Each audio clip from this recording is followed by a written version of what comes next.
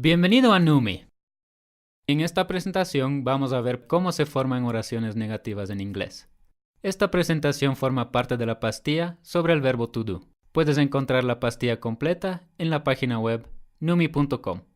Empecemos. Primero comparemos dos oraciones afirmativas en el presente simple en español e inglés. En ambos casos conjugamos los verbos directamente. Ahora, transformemos las oraciones a negativo.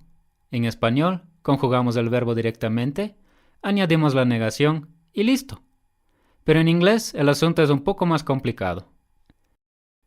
No podemos simplemente añadir la negación. Para construir oraciones negativas en el presente simple, tenemos que extraer la conjugación del verbo principal y transferirla a un verbo auxiliar. En este caso el verbo auxiliar es to do. Una vez hecha la transferencia de la conjugación al verbo auxiliar, podemos incluir la negación. En inglés, la negación para verbos es not. La colocamos directamente después del verbo auxiliar. Veamos unos ejemplos.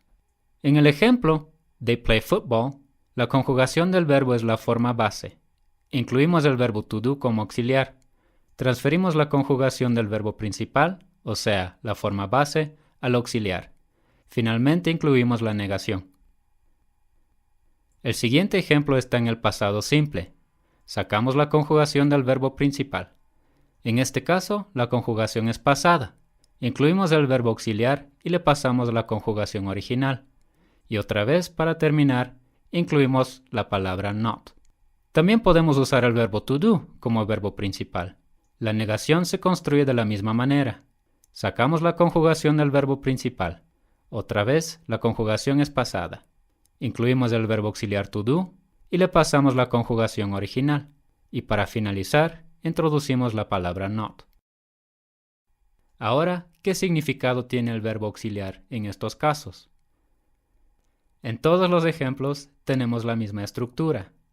Empezamos con el sujeto. Después tenemos el auxiliar to do en el presente o pasado, seguido por la negación.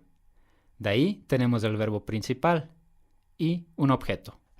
El sujeto nos da la persona. En español podemos prescindir del sujeto explícito, ya que está incorporado en la conjugación misma.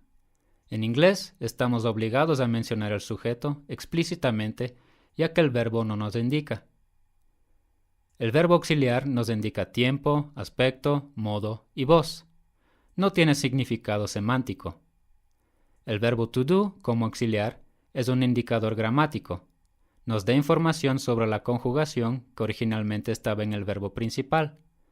No significa nada más que activo, indicativo, simple pasado o presente. La palabra not nos indica que es una oración negativa. Y el verbo principal solo menciona el tipo de acción. Está en su forma base ya que le quitamos su conjugación original. Su conjugación ahora está en el verbo auxiliar to do.